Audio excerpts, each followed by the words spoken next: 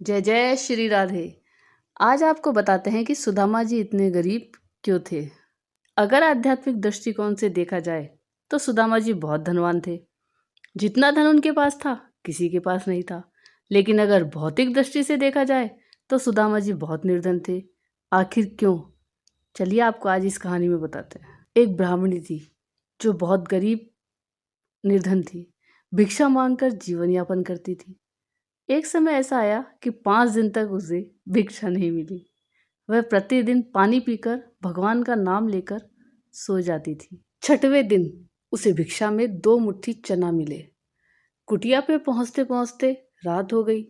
ब्राह्मणी ने सोचा, अब ये चने रात में नहीं खाऊंगी। प्रातःकाल वासुदेव को भोग लगाकर तब खाऊंगी।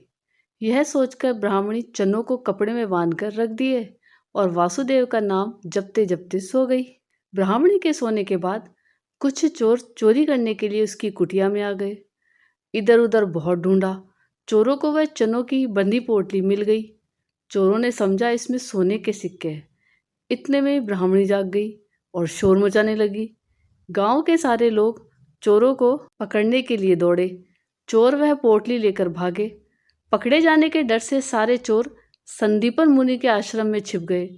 संदीपन मुनि का आश्रम गांव के निकट था, जहां भगवान श्री कृष्ण और सुदामा शिक्षा ग्रहण कर रहे थे।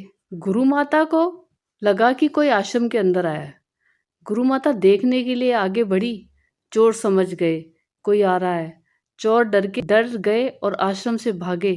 भागते समय चोरों से वह पोटली वहीं छूट गई और सारे चोर भाग गए। इधर भूख से व्याकुल ब्राह्मणी ने जब जाना कि उसकी चने की पोटली चोर उठा ले गए, ब्राह्मणी ने श्राप दे दिया कि मुझ दिनहीन असहाय के जो भी चने खाएगा वह दरिद्र हो जाएगा। उधर प्रातःकाल गुरु माता आश्रम में झाड़ू लगाने लगी।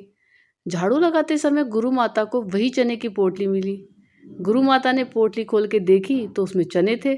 सुदामा जी और कृष्ण भगवान जंगल से लकड़ी लाने जा रहे थे।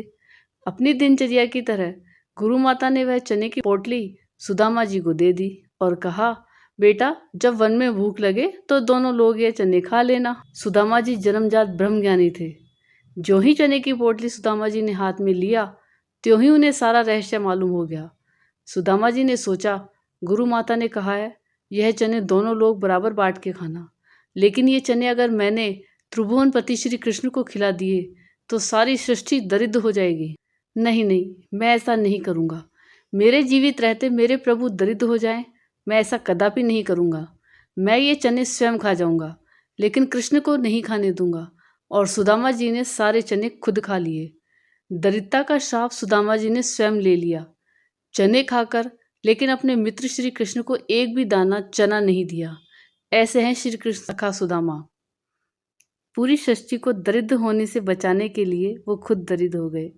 आपको ये कहानी कैसी लगी यह कमेंट करके ज़रूर बताइएगा और चैनल पे नए हो तो सब्सक्राइब ज़रूर कीजिएगा। वीडियो को लाइक और शेयर कीजिएगा। धन्यवाद।